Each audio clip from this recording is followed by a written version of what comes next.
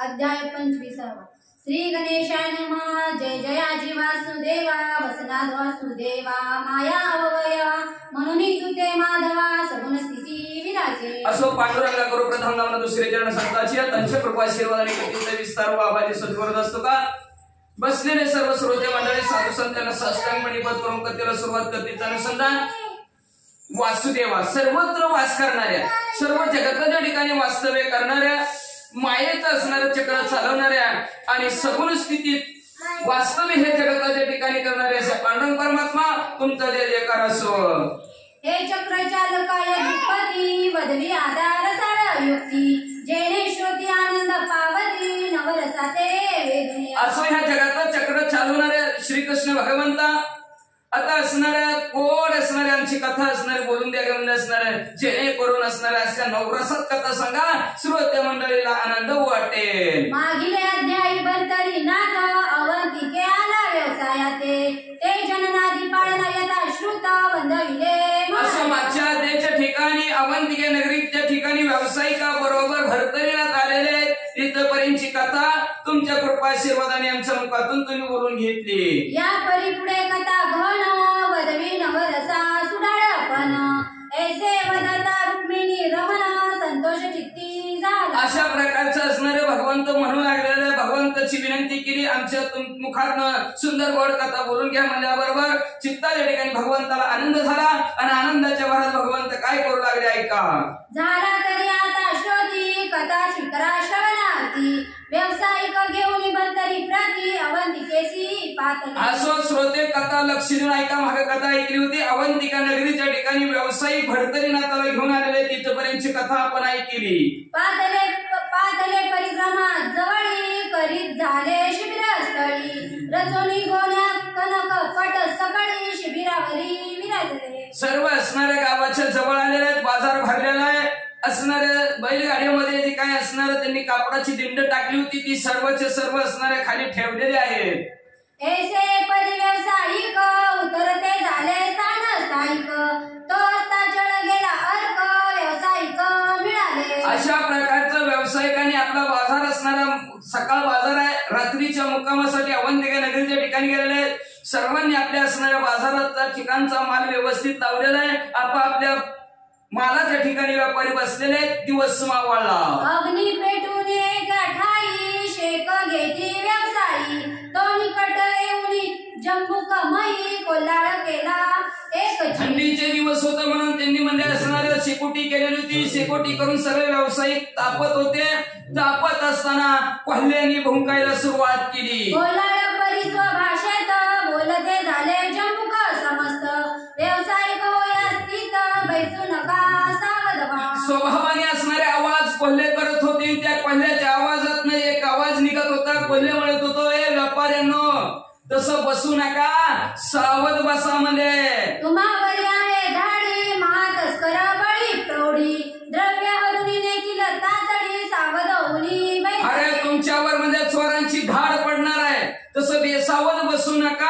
आपापलं माल व्यवस्थित ठेवा आपापल्या असणाऱ्या मालाचा सांभाळ करा दागिने सांभाळा तुमचं द्रव्य चोरून नेतील सावध व्हा असं कोल्हे भुंकू लागले। ऐसे जम्बुक बोलता वाणी भरतरे एकता झाला कानी एकताची विचारांत करणी करिता झाला महाराज। अशा प्रकारे कोल्ह्यांचं बोलणं भरतरीनाथांनी ऐकलं गेलं आणि भरतरी म्हणू लागले काय म्हणतात ऐका। मनात मने व्यावसायिक अन्न आपण करीत आहो भक्षण तरी याते श्रुत करून उपकाराते अहो ज्याचं खावं मीठ त्याचं करावं नीट म्हणजे मनात म्हणू लागले आपण त्याचं अन्न खातो आणि अन्नाचा उपकार फेडायला पाहिजे म्हणजे आपण असणार म्हणून जे काय कोल्हे बोलतात ते कोल्ह्यांनी बोललेलं त्या व्यापाऱ्यांना सांगावं असा विचार भरतरीनाथांनी केला की मातेचा उपकार जेवी फेडित सेफ घेद्र देवी व्यावसायिकांचा उपकार जम्बुकाचे भाष्य। जसं आपल्या आईचा उपकार फिटतच ना आई तुझ्या थोर उपकार बरं काहीच उपकार आपल्याच्याने फिटत नाही तर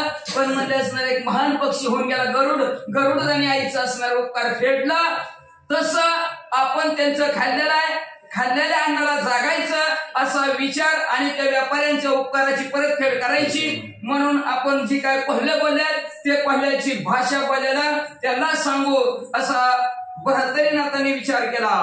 मग म्हणे सकळ व्यवसाय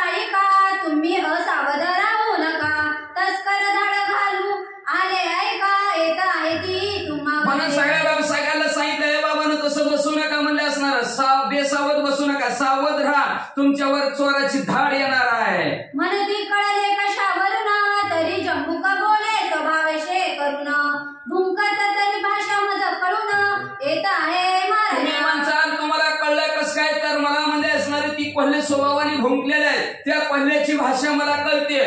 कोल्हे म्हणलेलं तुम्हाला सांगितलंय. तरी मी तुमचे बक्षिले अण्णा म्हणून वदलो गुप्त न ठेवून ऐसे बोले भरतरी वचन विश्वासाते दाटले. मग म्हणजे काय सांगायचं कारण, तर म्हणजे मी तुमचं खाल्लेलं आहे अन्न आणि त्या अन्नाला जागावं, ज्याच्यापाशी खावं त्याच्यापाशी व्यवस्थित राहावं, व्यवस्थित त्याचं करावं म्हणले. म्हणून म्हणले ही कोल्हे तरी का भूक नाही, ती गुपचिप न ठेवता गुप्त न ठेवता तुम्हाला सांगत आहे. मग ते व्यावसायिक जन नाना शस्त्रे करुणी धारण बैसते झाले सावधपणे काष्टावरी योजनिया. ही लगेच असणारे सर्व व्यावसायिक जमलेले आहेत.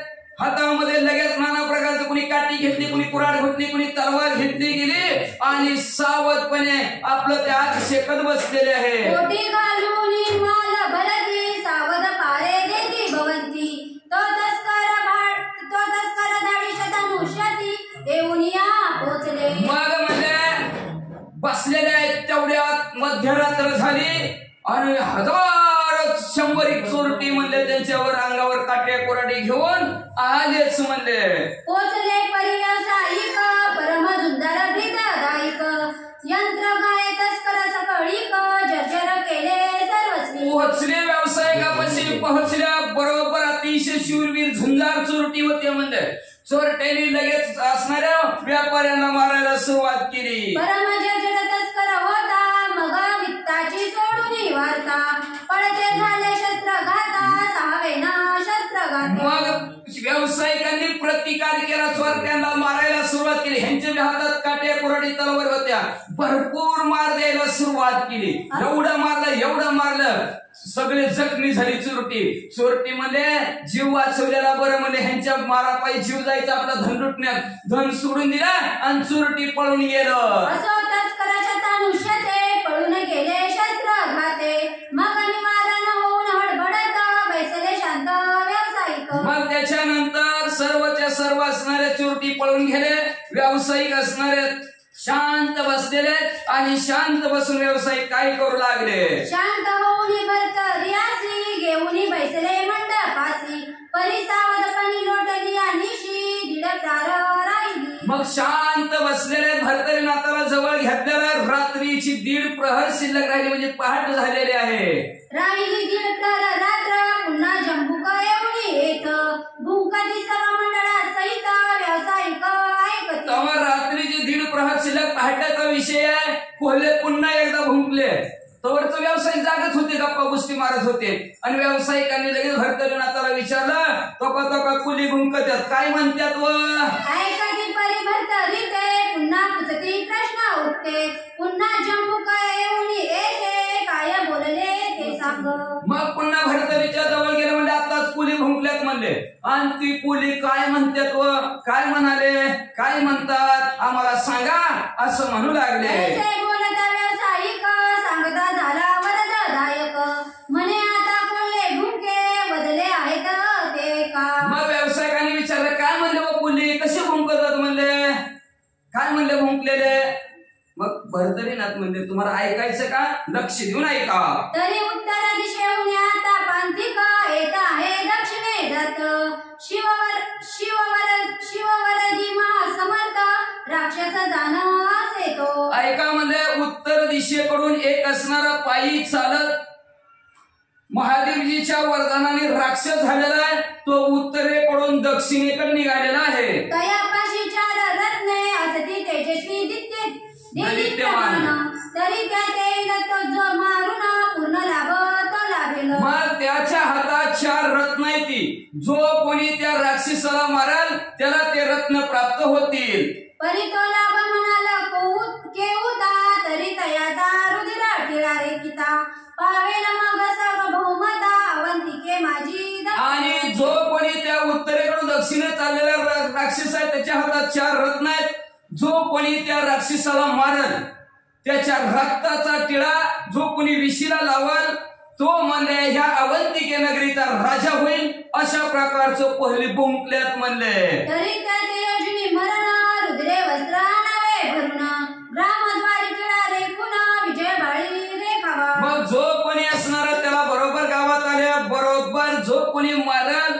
आणि मारल्यानंतर त्याच्या असणाऱ्या रक्तामध्ये आपली वस्त्र भिजवून जो कोणी विशीला टेळा लावाल तो मला ह्या गावचा राजा होईल. ऐसे भरतरी बोलतात त्याचे विक्रमन रूप होतात तेथे ऐकताची शस्त्री हातात कवळून या चालीला. मग अशा प्रकारचं भरतरी बोलत होता आणि तिथं हुडा विशीवर हुड होतं पहिलं हुड आणि त्या हुड्यावर गावचं राखण कराय विक्रम राजा बसलेला होता.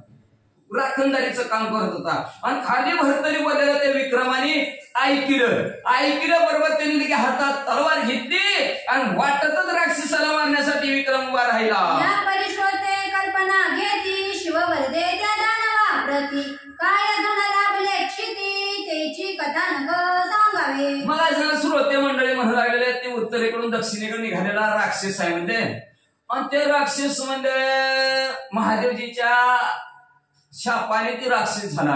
काय कारण त्याला राक्षस होण्याचं कशामुळे राक्षस झाला अशी मनात शंका आली असेल तर मग कवी म्हणे तो दानवा पूर्वी स्वर्गीचा होया गंधर्व चित्रमा गंधर्व त्याचे नाव महाप्रतापी आगळा. मग म्हणून सांगू लागले ग्रंथकर्ते म्हणू लागले पूर्वी असणारा स्वर्गाच्या ठिकाणचा एक गंधर्व त्या गंधर्वाचं नाव असणार होतं चित्रमा आणि तो चित्रमा गंधर्व स्वर्गाचं भूषण असताना तो सहज स्थिती कैलासासी जाता झाला भावे मानसी तो उमेसा दूत कर्मासी शिव बैसले खेळतो. तो असणारा चित्रमा गंधर्व सहज चालता एक दिवशी कैलासाच्या ठिकाणी गेलेला आहे आणि कैलासाच्या ठिकाणी महादेवजी आणि पार्वती माता दूत खेळत असताना तो तिथं पोहोचला. तो चित्रमा गंधर्व नाथ येऊनी पोचला अकस्मात तो उमेस उमाकांत भावे करुणी नमिला. मग दोघं खेळताना हा चित्रमा गंधर्व तिथे गेला. महादेवजीनं बघितलं महादेवजीकडे चित्रमा गंधर्वाने बघितलं आणि चित्रमा गंधर्वाने महादेवजीला नमस्कार केला. नमिता देखील नीळकंठे मग आश्वासन देऊनी सन्निधनीत विराजुनी गंधर्व भट तुष्ट केला मानसी. मग लगेच महादेवजीने त्याला आपल्या जवळ आसन दिलं गेलं. आसनावर बसवलं. कस काय चाललं बरं चाललंय का चहा पाणी त्याला केलं गेलं आणि जवळ बसून त्या चित्रमा गंधर्वाला घेतलं. निकट गंधर्व बैसवून खेळ खेळती दोघे जण तो अंबिने खेळी डाव जिंकून शिवावरी आणेला. गंधर्व जवळ बसलेला आहे आणि बसलेला असताना महादेवजी आणि पार्वती माता खेळ खेळत आहेत. खेळत असताना पार्वती माता विजयी झालेल्या आहेत. महादेवजी खेळामध्ये हारलेले आहेत. असा खेळ चालत असताना आणि पर्यक्ष भास विविध वासला उभयंतास तेने करुणी प्रतिवादास प्रवर्तली उभयंता. महादेवजी हारले होते पार्वती माता जिंकल्या होत्या पण महादेवजीने धटिंग करायला सुरुवात केली. मी जिंकलोय पार्वती म्हणायचे नाही मी जिंकलोय तू जिंकलो मी जिंकलो असं म्हणता दोघात वाद चालू झाला नवरा बायको मध्ये. शिव म्हणे पडले 18 अंबा म्हणे पडले 12 ऐसे बोलण्यात फेरा उभयंतासी पडले. महादेवजी म्हणायचे 18 पडले पार्वती म्हणायच्या 12 पडले असं ह्या बोलण्यात दोघांच्या फेरा पडला. त्याच्यामुळे दोघांचं तुंबड भांडण चालू झालं. मग ते उभय वदती विवादिता गंधर्वा पुसती तेने शुपक्ष धरुनी चित्ती अष्टदश पडले. मग दोघांचं असणारं भांडण चाललं म्हणून दोघात तिसरा सगळं विसरा बरं का. दोघांच्या भांडणात कधी जायचं नाही नवरा बायको कधी ती कधी सांगतात ना आपण उगत वाईट व्हावं लागते. आता बघा नवरा बायकोच्या भांडणात ही मध्ये उगत बसलं उगत बसायचं का नाही.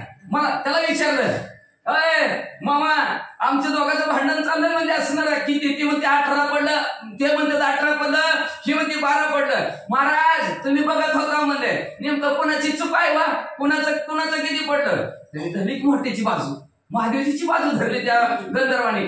ती म्हणला महाराज 18 पडले. खरे पडली असता शोभली मृडाग्नी म्हणे गंधर्वा शिव पक्ष धरुनी बोलत होती. म्हणून दोघांची भांडणं लागली. तिसरा बघत असलं तर पाप लागतं म्हणून भांडणच बघायचं ना नाही ऐकायचं तर नाही. मग महादेवजी भांडण लागलेलं होतं गंधर्वाने महादेवजीची बाजू घेतली. पार्वती मातेला आला की रागाच्या भरात म्हणजे तू हट्ट्याचा पक्ष धरतो काय म्हणजे महादेवजीच्या म्हणजे आपण बघा श्रीमंताच्या बाजूनच लोक बोलतात की गरीबाचं झोपडं मोडलं तर मोडलं गरीबाच्या बाजूने कोण बघत नाही. मग ते गंधर्व म्हणजे महादेवजीच्या बाजूने बोलला. पार्वती मातेला राग आला आणि रागाच्या भरात पार्वती माता म्हणू लागली तू महादेवजीचा पक्ष पक्ष धरून खोटा बोललास. परितवदेय असत्य वस्ती आहे सदृढ पापमती तरी तू जाऊन या मृत्यूक्षिती राक्षस रूपे रागाच्या भरात पार्वती मातेनं शाप देऊन टाकला त्या दिवशी. म्हणजे तुझ्या मुखाच्या ठिकाणी असत्य आहे, खोटार नाही तू. तुझी बुद्धी पापात्मक आहे म्हणून पाप केलं तो इथं खोटं बोलायचा. त्या पापाची परतफेड म्हणून तुला पृथ्वी तलावर राक्षस होऊन पडावं लागल. ऐसे बोलता दक्ष नंदिनी गंधर्व व्यापला कंपे करुणी अंगी रोमांच उठवून शिवचरणी लागला. अशा प्रकारचा शाप दिल्याबरोबर गंधर्व लगेच उठला आणि पार्वती मातेच्या पाया पडला. चुकलं म्हणणं माझं, चुकलं. आधी कळलं नाही का कोणाची बाजू घ्यावी ती? मला माहितीच नाही. चाललंय दोघात म्हणून कशामुळे चाललंय मला काय माहिती. तुम्ही सांगा बरं चूक कोणाची? आम्हाला काय माहिती म्हणायचं, सगळं चूक कोणाचे? दोघं नवर बायको दे एक होते, आम्हाला काय करायचं दोघं बघणारा. मग म्हणजे तू बाजू घेतली, तू आता म्हणजे असणारा राक्षस ती पार्वती मातेच्या पाया पडला. आई साहेब माझे पण चुकलं, काहीतरी शब्द द्या म्हणे महाराजा चंद्रमौळी तव पक्ष धरिता येणे काळी मुखा लागली शाप काजळी तरी आता काय करू. गेला महादेवजी. तो महादेवजी म्हणला का तुमच्या पाया पडतो, तुम्हाला हात जोडतो. म्हणला तुमची बाजू धरली म्हणून माझं तोंड काळ झालं म्हणजे असणार. मला राक्षस व्हावं लागलं. उगाच तुमची बाजू धरली, खऱ्याची बाजू धरायला पाहिजे होती. खोट्याची बाजू धरली की तोंड काळ होतं वाचा. म्हणून अश्रू भरून आले उभया लोचन तेने करून चित्ती प्रसन्न पशुपती दाटला. मग ते म्हणला हात जोडतो, पाया पडतो. काय बी महाराज म्हणजे असणार, मला प्रसन्न व्हा, माझ्यावर प्रसन्न व्हा, मला काहीतरी उशाप द्या म्हणजे असणार. लय रडायला लागलं. रडल्यावर महादेवजीला कळवाला आला आणि महादेवजी काय म्हणतात म्हणे चित्रमा गंधर्व नाथा न करी शापाची सहसा चिंता सुरोचन गंधर्व मही पर्वता शक्र शापे वर्तला की. मग चित्रमान आमचा गंधर्वाला महादेवजी म्हणायला लागले काळजीच करू नको म्हणजे तू शापाची. अरे ह्या पृथ्वी तलावर सुरोचन नावचा असणारा गंधर्व आहे. तो असणाऱ्या 33 कोटी देवाचा राजा इंद्रदेव, त्या इंद्रदेवाच्या शापाने पृथ्वी तलावर वर्तला परितया क्षिती पुत्र होईल तया प्रती तया पुत्राचे निहाती मुक्त होशील सुजाना. मग तो म्हणजे असणारा इंद्रदेवाच्या शापाने सुरोचन नावचा गंधर्व पृथ्वी तलावर फिरत आहे. त्याला एक मुलगा होईल आणि त्याच्या मुलाच्या हातून तू संपला की मोक्षाला जाशील, अशा प्रकारचा उशाप महादेवजीनं चित्रमनावच्या गंधर्व दिला. आता पुढची कथा. शस्त्रघात राक्षस तनुते तव प्रणाते करिला विभक्त एरी मनेला भत्यात मज मारा वया काय असी. मग म्हणजे मला राक्षसाचा ध्येय प्राप्त झाला. मग राक्षसाचा ध्येय प्राप्त झाला. खाऊ नाही ते खाणार, पिऊ नाही ती पिणार, जिथं जायचं नुसतं तिथं फिरणार म्हणले मी. फिरल्यानंतर म्हणजे त्या पोराला मला मारायचं काय कारण? उघडचे होती पोरग मला का मारेल म्हणले, मी कसं त्याच्या हातून मुक्त होणार?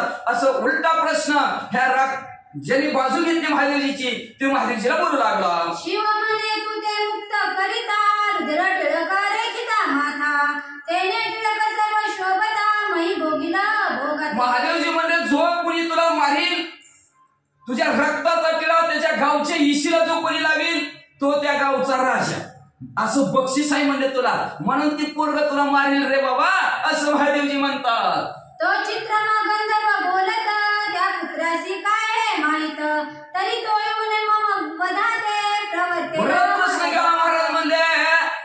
चित्रमा गंधर्व म्हणाला महादेवजी त्या पोराला कसं माहिती होईल मला मारायचं, कसं माहिती होईल म्हणजे त्याला कोण सांगल? जा रे बाबा ते राक्षस आले त्याला मारून तो गावचा असणारा राजा होशील. त्या पोराला कसं माहिती कळल सांगा?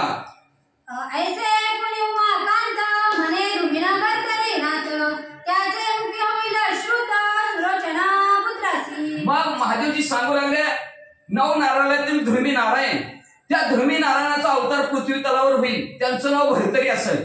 ते भरतरी असणार बरोबर बोलतील आणि ते बोलल्याला ते ऐकल म्हणजे राजा विक्रम राजा, आणि ते विक्रम राजा तुला मारायला येईल, अशा प्रकारची माहिती महादेवजीने त्या चित्रमनावच्या गंधर्वाला सांगितली. ऐसे बोलता पंचानन मग स्वस्त झाले दयाचे मन मग दिव्य देह आश्रमी ठेवून दानव देई. अशा प्रकारचं महादेवजी बोलल्याबरोबर जागच्या जागेवर त्याचा असणारा दिव्य गंधर्वाचा देह असणारा संपला आणि आगडबंग तगडबंग डांबरासारखा काळा भांगार मध्ये राक्षसाचा देह निर्माण झाला. पृथ्वी तलावर फिरायला लागला.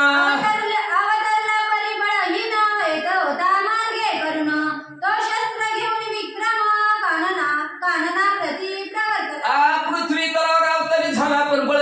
राक्षस असून सुद्धा ताकद संपलेली होती म्हणजे त्याच्याजवळ ताकदच काही शिल्लक राहिली नाही म्हणजे का लय मागच्या जन्मी पाप केलं एकच पाप केलंय बरोबर बाजू घेतली नाही चुकीच्या बाजूनं उत्तर दिलं चुकीचं बोलला खोटं बोलला ह्याच्या पापामुळे ताकद सुद्धा पुढच्या जन्मात त्याला राहिली नाही म्हणजे आणि तो मध्ये असणारा उत्तरेकडून दक्षिणेकडे निघालेला त्याच्याजवळ विक्रम त्याला मारण्यासाठी हातात तलवार घेऊन यायला लागला इथपर्यंतची कथाही केली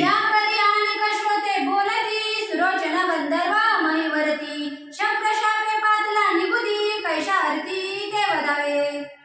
आता त्याच्यानंतर श्रोते मंडळी म्हणतील सुरोचन नावचा गंधर्व पृथ्वी तलावर कस काय आला त्याला 33 कोटी देवाचा राजा इंद्रदेवाने शाप कस काय दिला ही कथा तुम्हाला आता मनात प्रश्न पडला असेल.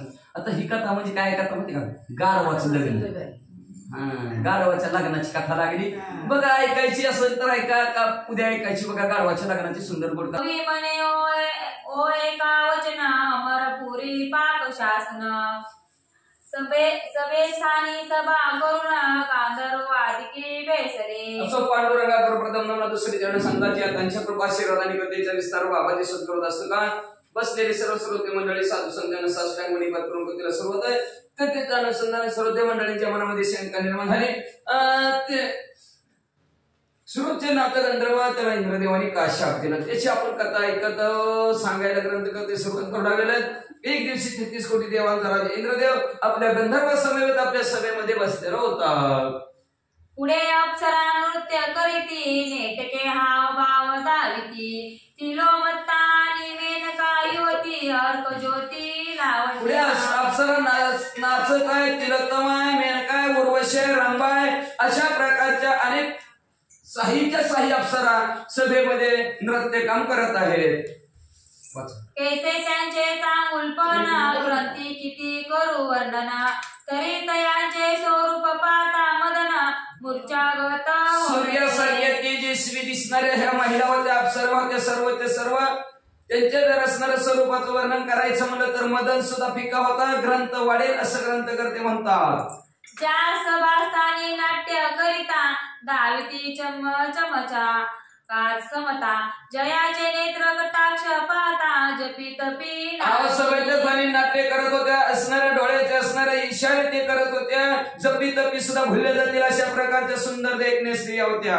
मग मुनी येऊनी लुंगी कासोटी सोडून धावती तयाचे पाठी मग कैसे आचरण योग राहती होती कष्टी. मुनी सुद्धा असणारे आपली लंगोट सोडून कसोटी सोडून म्हणजे त्या अप्सरांच्या पाठीमागे पळत होते मग कसली योग साधना कसला योग म्हणजे असणाऱ्या कामाने ती खवळून जात होती अशा प्रकारचे देखणे त्या अप्सरा होत्या. ऐसी गुणज्ञान स्वरूप परिस्थिती लावण्य ललिता का चंद्र ज्योती नाट्य करीती ते सगळे प्रती वेद चित्ती गंधर्व. अशा प्रकारे गुणाने संपूर्ण असणाऱ्या लावण्याच्या राशी असणाऱ्या चंद्रासारख्या दिसणाऱ्या चेहरा आणि अशा सभेमध्ये नाचकाम करत आहेत त्यांच्यामुळे सगळ्या जण पाहणारे कामातूर होत होते. ते नाट्य करिता सुरपणी सुरोचन गंधर्व पंचबाणी अतिवेदना निषेधिनी लाज सोडणी तीच कारणे. मग असणाऱ्या अशा प्रकारचं नाचकाम सभेमध्ये चाललेलं आहे. तेवढ्या सुरोचन नावचा असणारा गंधर्व आहे त्याचा मदन खवळला गेला काम खवळला गेला आणि त्यांनी असणारे लाज सभेच्या ठिकाणी सोडली का तर कामातुरा भयानं लज्जा कामातुर माणसाला भीती बी नसती लाज बी नसती मग हा कामातुर झाला मग त्याला भीती राहिली नाही आणि लाजही राहिली नाही त्यांनी काय केलं परमवेदता पंचबाणी देव सभेते मंदे न गणुनी एकाएकी सभेत उठवणी मेनके ते एवढ्या असणारे कामातूर झालं तर एवढ्या कामातूर झाला उठला देवाची सभा विसरूनच गेला मेनका देवासमोर नसतात तीही विसरला उठला डायरेक्ट मेनकेचा हातच सुरोचन नावाच्या गंधर्वाने धरला. दरुणी मेनकेचा हस्त उच हस्ताने करी व्यक्त ते पाहुणी शचीनाथ परमचित्ती हात धरला ते धरला अवयवाला हात लावू लागला इंद्रदेवाने बघितलं गेलं इंद्रदेवाला राग आला. मने सभास्थानी सोडून लाज कवळी तरंगे रंबे ते कामी काजे तरी हायसा अधम ध्वज पचूत हो का म्हणजे सभेच्या ठिकाणी ह्यांनी लाज सोडली म्हणले आणि कामातूर होऊन रंभेचा हात पकडतोय तर हा पदच्युत व्हावा असा शाप इंद्रदेवाने दिला. जया ते न कळे रांग रंग हीन बुद्धी कामी योग तरी हा पतन पाओ स्वर्ग माग जर्ब हो. ज्याला राग रंग कळत नाही, कोणाला कुठे बसल्यानंतर आपण काय करावं ज्याचं त्याला भान राहत नाही, हीन बुद्धीचा असतो. ज्याची बुद्धी कालिक झालेली असती, कामातूर झालेली असती, असं त्याच्यापेक्षा गाढव बरं.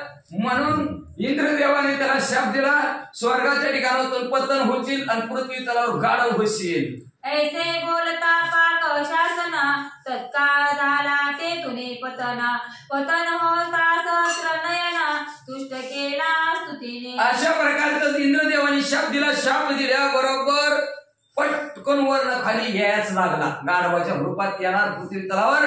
तेवढ्यात त्याने हात जोडले, इंद्रदेवा माझ्याकडून चुकलं, माफ करा.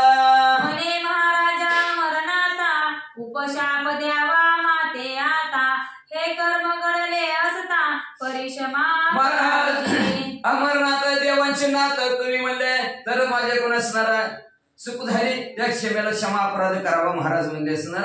चुकून घडलं असं तो सर्वोच्च नावचा गंधर्व म्हणू लागला. तू दयावंत प्रज्ञा राशी सदा कळवळा हृदयी पाळीशी तरी पोटी घालून अप्रदासी क्षमादान तुम्ही दयेचे सागरात ज्ञानी म्हणले असणार. सर्वांच्या विषयी तुमच्या हृदयाच्या ठिकाणी कळवळ आहे म्हणले तर माझा अपराध पोटी घालून मला क्षमा करावा असं सर्वोच्च गंधर्व बोलू लागला. तू मायविले करू सहसा न गणी माझे अपराध लेशा तरी तू दृष्टी समयुषा मिरविका मजवरी. तुम्ही असणार माझी आई आहोत, मी तुमचं लेकरू आहे म्हणले. मग असणार आई काय लेकराचा अपराध सहन करते का नाही म्हणले, शिकिली म्हणून का मांडी कापती काय, कापतच नाही म्हणले असणार.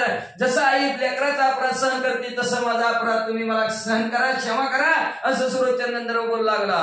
ऐसे स्तुतीचे वंदता वचन संतुष्ट झाला पाक शासन म्हणे 10 वर्षी पुन्हा परतन स्वास्थदाना. अशा प्रकारची स्तुती केली. स्तुती केल्यावर देवाला आनंद झाला.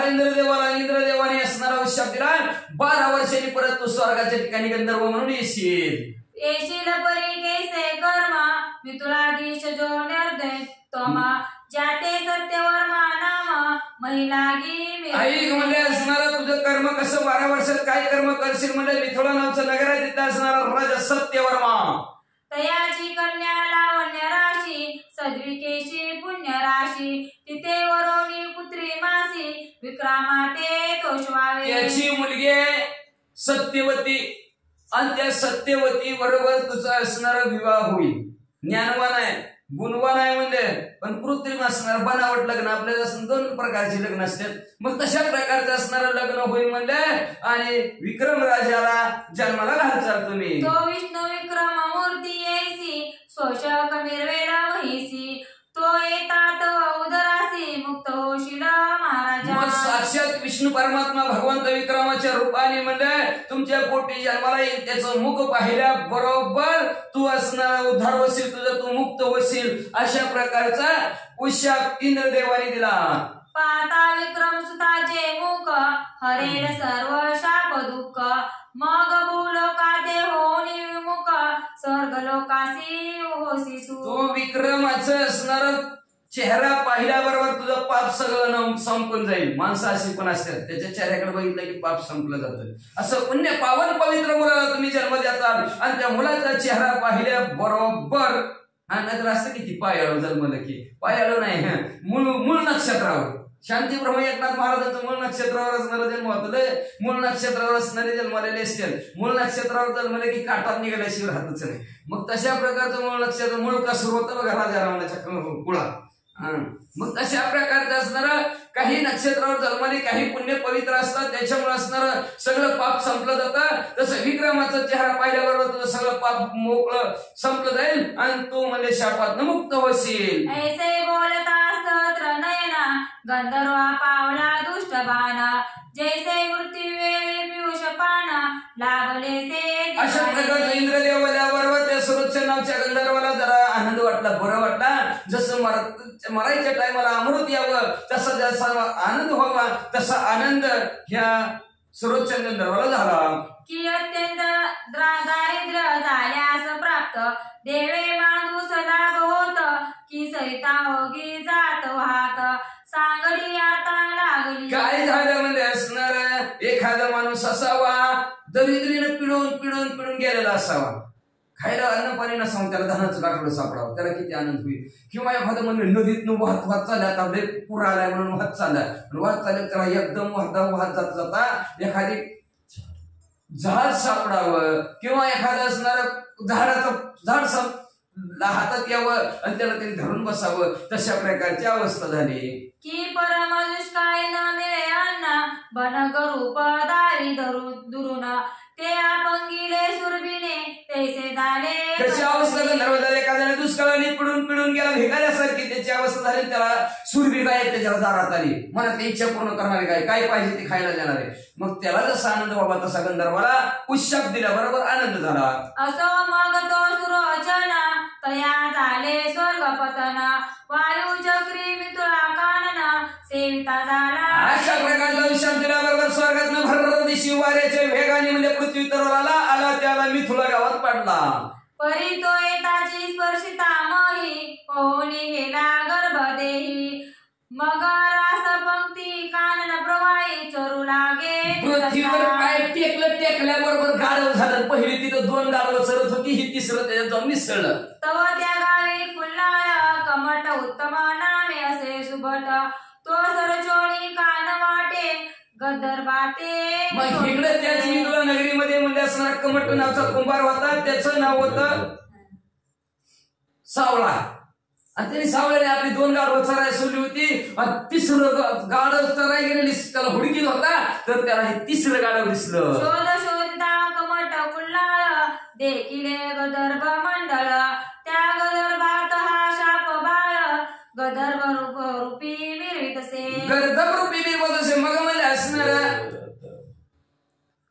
आधी त्याची 2 गाढवं त्यांनी करायला चोर असणारी चरायला सोडली होती. ही तिसरं हुडकाय गेलं, हुडकूत त्याला 3 दिसलं, ही त्याच्यात जाऊन मिसळलं होतं. मग त्याने हा कोणी गंधर्व समस्त नेता झाला शोधनात त्यास जसवे गंधर्व त्यात कुल्लाळ शाळे गेला असे. मग म्हणजे असणार त्याने हाकीत आपली गाढवं घराकडे चालवली, चालविल्या बरोबर ही तिसरं घराकडे निघलं. आता बघा आधीच तर तिथं पाप केलं, आता ह्याच्या घरी आलं, आता ह्याच्या घरची पापात्मक असणारा आत्मा जर जन्माला आला ह्याच्यात मिसळला तर त्या घराची काय परिस्थिती होती ऐका. आता ह्या सावळ्याच्या घरी ती बी गाढव आला, आता ह्या सावळ्याचं काय होतंय ऐका. गेला परी बहु दिवस तया कुल्लाळ गृहे असे यावरी कमट तो सदनास दरिद्रात पावला. मग म्हणजे ते गाढव त्यांनी घरी आणले का काही दिवस राहिलं की ह्याला दरिद्री झाली. हाय त्या नफ्यात त्याचं नुकसान झालं, धंदा बी नीटनेटका चला ना म्हणलं, सगळा तोट्यात गाडग्याचा धंदा झाला.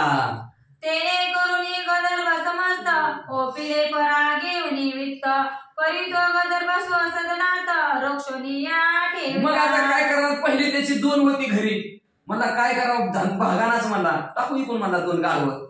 पहिली घरची 2 गाढवं इकून टाकली आणि एकटं ती वरनं आलेलं आहे का स्वर्गातनं, ती एकटंच गाढव घरी राहिलं का. बघा त्या गाढवामुळे दरिद्री तिथं पाप केलं, त्या पापामुळे सगळ्याला भोगावं लागतं पाप, बरं का. म्हणून असणार पाप अजिबात करायचं नाही. जेणेकरून असणार पुण्यात्मक कर्म होईल तेवढंच पुण्यात्मक कर्म करायचं, पापात्मक कर्म करू नये त्याची फळं सगळ्याला भोगावं लागतात. त्या स्वर्गात ह्याच्या घरी आलं, त्याने घरी हाकीत आणलं आणि त्याच्या मागे त्याचं पाप आलं, त्याला दरिद्री गरिबी आली, हाय ती बी घरची 2 इकून टाकली, एकटंच घरी राहिलं. रक्षिला परी एकटा द्वारी गंधर्व मनी विचार करी एकतांती एकट्या परी कमट कुल्लाळे ठेविला. मग म्हणजे एकटाच ठेवला दरवाजा जवळ बंद असणार, अवघड असतं गाढवाचं. एकटंच राहिल्याबरोबर ते बी मला विचार करायला लागला मनात, म्हणजे कुंभार बी एकटंच 2 गेली, एकटंच गाढव राहिलं म्हणले, मग राहू दे म्हणला. कुंभाराने तसंच ती दरवाजात बांधून ठेवलं. मग रात्र पाहुणी 2 पोर कुल्लाळ ते बोले उत्तर की सत्यवर्माची कन्या सुंदर करुणी द्यावी. गाढव राहिलं मग म्हणलं, आणि ती गाढव मला आता सगळी गेली म्हणले, आपली जोडीदार आपण एकटंच आहे म्हणले, कुंभार घरात झोपलेला आहे म्हणले सावळा. मग काय हरकत आहे म्हणलं, आपल्या असणार संधीचा फायदा उठवाय म्हणलं असणार. ती गाढव म्हणला, अय कुंभार दादा, हे सावळ्या, त्या सत्यवर्मेची मुलगी सत्यवती मला बायको करून दे. ऐसे विनोदी न पुकारिता कमट काणी होय एकता मग सदना बाहेर येऊनी तत्वता निज दृष्टी विलोकी. मग म्हणजे ही झोपला की ह्याला असणार त्या सावळ्याला आवाज टाकायचा ती काढव, अरे सावळ्या सत्यवर्णीची मुलगी सत्यवती मला बायको करून दे. आणि दचकून उठायचं, कोण आहे का बाहेर, कोण पोरं टिंगल टावाळ्या ती करतात काय म्हणून त्या तिच्या हिला विचारायचं काय नाव होतं गंगे. त्या गंगेला विचारायचं आपले कोण टिंगल टावाळी करतात का पोरं म्हणले असणार म्हणून ती विचारायचं, परत येऊन झोपायचं, परत ती गाडव आवाज टाकायचं.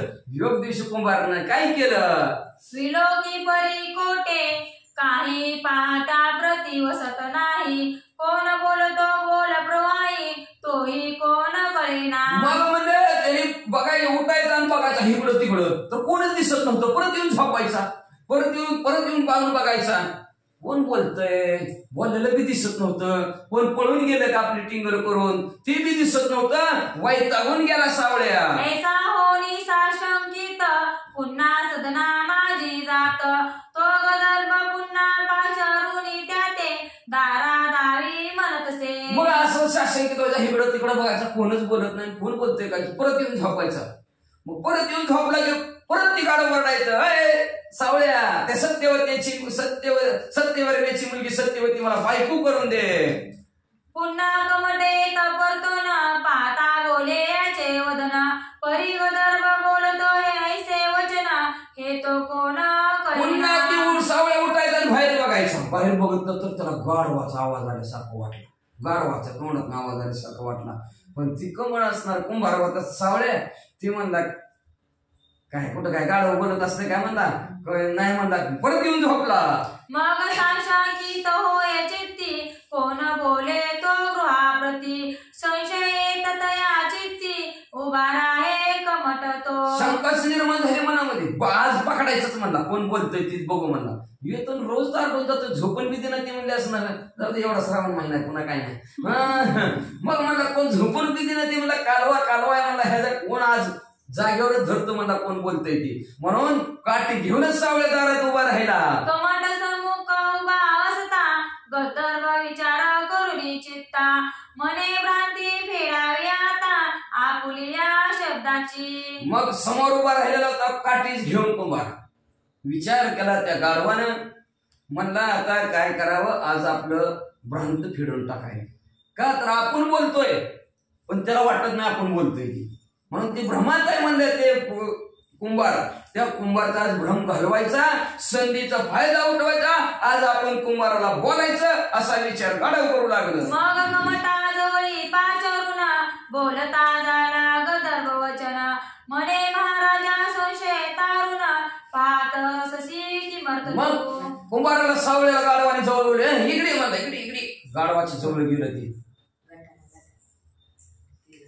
मग जवळ गेला आणि जवळ गेल्याबरोबर म्हणला, का असं इकडं तिकडं कावऱ्या बावऱ्या पण बघता म्हणले. अहो मी बोलतोय म्हणले, माझ्या बोलण्याकडे लक्ष द्या, काय इकडं तिकडं बघता म्हणले.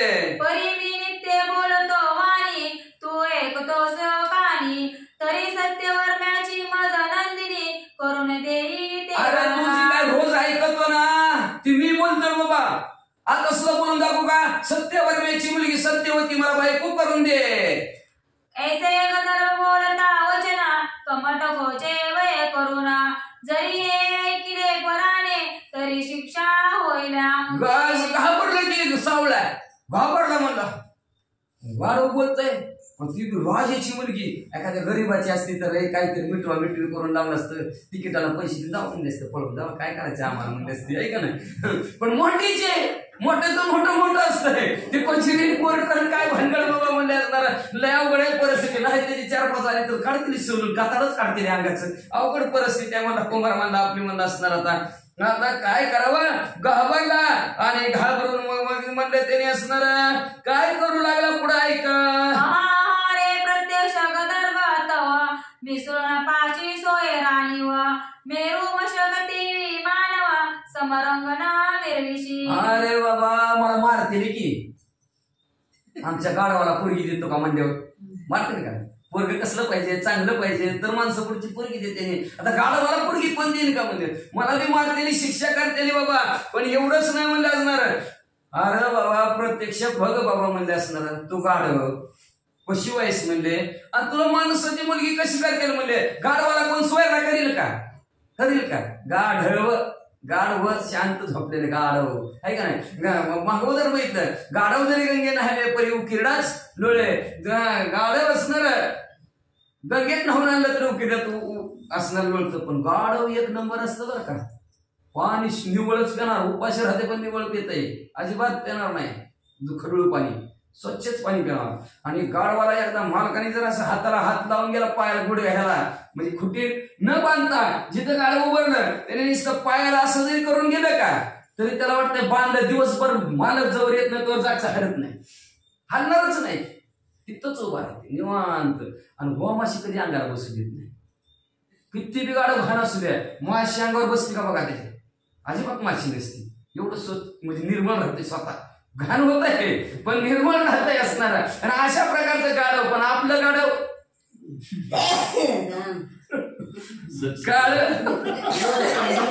काळ त्याच्याशी पाणी राहत नाही, सत शिकलं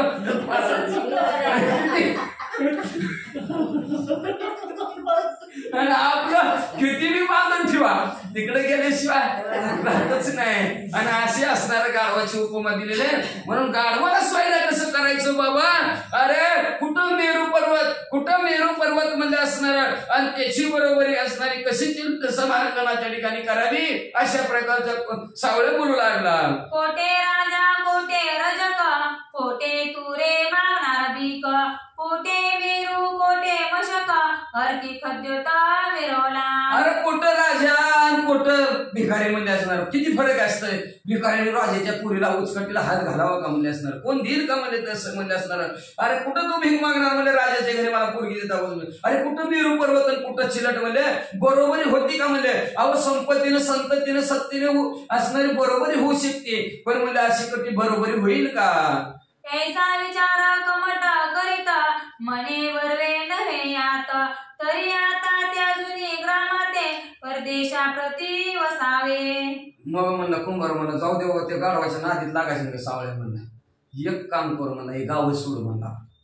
उगाच आता आपल्या घरी बोलले म्हणला पोरग ह्याची पोरगी मला नाव काढून बघा, आणि ती तर लई मोठी माणसं, उद्या काय घोटाळा झाला तर आपल्या आई बापाला पंचायत आपलाच मारते म्हणला.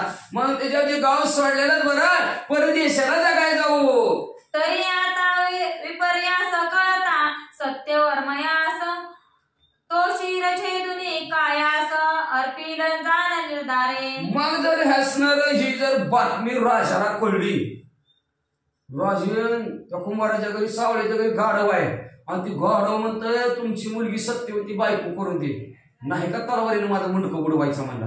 जीव ठेवायचा नाही राजा माझा, म्हणून कुंभार घाबरला जास्त.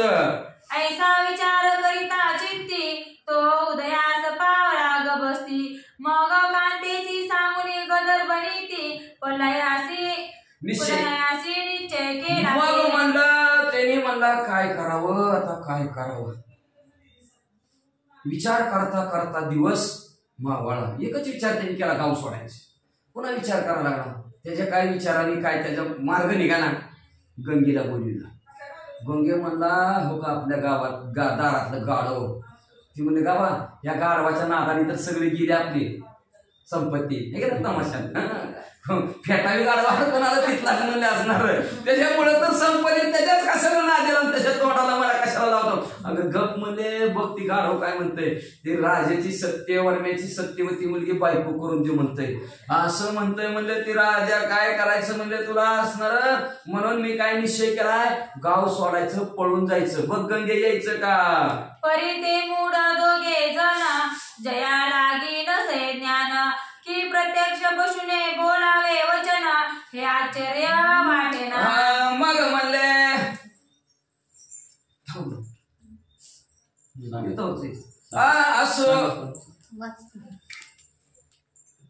असो म्हणजे ती दोघं नवरा बायको आडमुठ होती. त्यांना कळायला पाहिजे जनावर कधी बोलत नसते. बोलते जनावर काय माहिती कोणाच्या ते बोलत असली तर नाही दिवस झालेला सांभाळलेली असली तर कोणाच्या जनावर बोलत नसतंय पण ही जनावर बोललं हे घ्यायला काय कळणारच. ज्या अर्थी जनावर बोलतोय त्या अर्थी कोणतरी देव माणूस असेल काय असेल असं ओळखायला पाहिजे का नाही. पण त्यांनी ओळखलंच नाही म्हणले दोघंचे दोघं आडमुठ होती म्हणले आणि आडमुठ असल्यामुळं त्यांना काय कळणार असं म्हणले असणार. मग ती म्हणले दोघं म्हणले आपण पळूनच जाऊ ह्यांना पशु बोलत ही काय आश्चर्य वाटना म्हणले. पशु असती वाचा रहित हा गर्दभ बोलता मात तरी हा पशु नव्हे निश्चित प्रज्ञावंत समजेना. अहो पशु वाचा रहित असते त्यांना बोलता येत नाही. कुठल्या पशु पक्षाला बोलतात ना त्यांची भाषा असणार कोणतं भुंकत ती त्यांची असणारी सिंह डरकाळी मारतो त्यांची भाषा असते. मग म्हणजे प्रत्यक्ष माणसाची भाषा बोलतोय गाढव हे त्यांच्या काय लक्षात येणार. लक्षात केलं पाहिजे ज्या अर्थी गाढव बोलतोय त्या अर्थी हा गाढव नाही कोणतरी ज्ञानवान गुणवान स्वर्गाची देवता असावी असं त्यांच्या काही ध्यानात आलं नाही. दोघंचे दोघं आडमुठी होती म्हणून असती मूढपणे योजिले त्यांनी पलायन त्याची गर्दभी ग्रंथी कावा होन संसार ग्रंथी आडमुठी होती. त्यांनी काय केलं आपला सगळा पसारा पोत्यात भरला आणि त्याच गाढवावर लादला आणि निघाली राक्षस. संसार वाहून गर्दभावरता त्या सवे चालती उभयंता सहज स्थिती चालता ग्रामद्वारे सगळा संसार त्याच गाढवावर भरला. ईशीतच राहत होती का ती मला वाटतं इथून अशी निघालीवर की ईशीत लगी त्या असणाऱ्या द्वारपाराने पहिले ईशीत होती ईशी बांधलेल्या असायच्या आणि इकडं दोन माणसं उभा राहायची. गावात आलेला माणूस बाहेर सोडलेला त्यांच्या परवानगीशिवाय आत बाहेर नव्हतं. मग त्या असणाऱ्या द्वाररक्षक तिथं होते त्यांनी परिद्वार रक्षक तेथे असती ती पाहता दयाचे स्थिती समजोनी त्यांची पलायन रीती तर्की ज्ञाने करुनिया. मग असणारे ती निघालेले गाव सोडून मग ती द्वारपाळाने बघितल्यावर त्यांनी तर्क काढला तार्किक ज्ञानाने. आता कुणी काय तर्क काढतंय ह्याला परवडत नसन चाल असं दुसऱ्या गावाला नाहीतर इथं डुबलाय हाय होती 3 गाडवं 2 इकले ती काय गावात त्याचं चाला नाही वाटतंय बोलू तरी पण देत नसं म्हणजे आपण वरला गाडगी बिले इकाना ती म्हणजे मग चाल असं गाव सोडून असा तर्क. आता काही माणूस का कुणी कुणाच्या डोक्याला काय लावणार आहे का कुणी काय विचार करतो का गाव सोडून गेला लई कर्ज झालं लई देणं झालं नव आता त्याच्या जीवाला माहिती असं तर्क काढायला लागली वाचा. मग ते अटकी ती कंठा कारणे म्हणती संसार गर्दभी वाहून किमर्थ की पलायन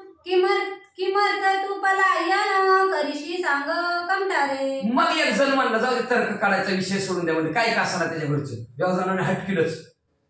कुंभार दादा सवळा अहो तुम्ही गाव सोडून का चालला काय कारण. ऐसे पुसता द्वार रक्षक तेव्हा तो झाला भय व्यापक न बोले वचन काही एक मुखस्तंभ त्या द्वारपाळाने विचारलं पण ही काही बोलला नाही मुख्यासारखा गप्पच उभा राहिला खाली मनगण. तरी ते नाना युक्ती प्रयुक्ती पलायनार्थ पुसती परितो नवदे दुःखा प्रति संशयात मिरवत असे. मग तरी ती युक्ती प्रयुक्ती करून विचारायला म्हणजे म्हणायला लागले का तिथे तुला बोलत देत नाही ती धंदा नीट चाला ना काय झालं नेमकं काय तुला परवडा ना आमच्या गावात राहिला काय चाला कोण काय म्हणलं तो आमच्या गावात तुम्हाला कोण खवळलं का असं काही नाही ना प्रकारे त्यांना असणार विचारू लागलं. पण हे काय नाही गपच संशय मनातच कसला वाचा. मनात म्हणे कमट कुल्लाळ जरी अर्थ वस्तू केवळ तरी सध्या वडवा नळ अंग स्पर्शिला आमुचे. विचार त्याच्या मनात सांगावं हो काही गाडव म्हणतोय सत्यवरव्याची मुलगी सत्य राजाची पोरगी बायको करून द्या असं सांगावं म्हणलं तर अनर्थच आहे की मोठा द्वारपाळच मारतात राजा तर लांबच राहिला अशा प्रकारची भीती म्हणा. बोलीचे काही मुख स्तंभ विचारे वाचा प्रवाही मग ते द्वारपाळ प्रज्ञा देई अटक करीती म्हणून त्यांनी काही बोलायचं ठरवलं ना गप बसलेला बरं म्हणा कशाला उगा नाही ती कुठं ना करायचा म्हणा गप बसला आणि गप बसला की ती द्वारपाळ म्हणजे गप्प का बसला उत्तर द्या तरच जावा ह्यातला टाकला खोलीत अडकून सावळ्याला म्हणजे वाचा. मनती ऐसी वस्ती टाकून कमटा तू करशी पलायन तरी ते राया ते श्रुत करून मग बोळवू तुझं. एवढं भारी गाव म्हणजे असणार आणि ते गाव तू सोडून गाव सोडून चाललास म्हणजे आम्ही आधी राजाला सांगणार हो का आपल्या गावचा कुंभार गाव सोडून चाललाय पुन्हा कुठनं गाडगीन मटकीन फ्रीज मध्ये उन्हाळ्याचा कुठं म्हणजे तुमच्याशिवाय म्हणून राजाला जाऊन सांगताव मग राजा सोड म्हणला तो सोडताव नाही तर तुम्हाला बांधून. ऐसे मधुनी द्वार पाळ राजा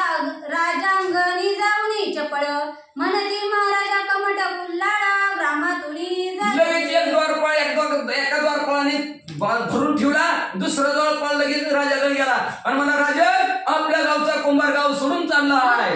पाठवून आपुले दूत कमट आणला राज सभेत सभास्थानी जाताची त्या ते रावस व मुखे लगेच दूत पाठवला राजाने म्हणजे आणणाऱ्या कुंभाराला बोलून आपल्या घरात मध्ये असणार राजभवनामध्ये त्याला विचारू गाव का सोडून चाललाय म्हणून. म्हणे काय झाली दुःख मात कोणते दुःख तुझं वसत झाले म्हणून ग्रामाते सांडून या.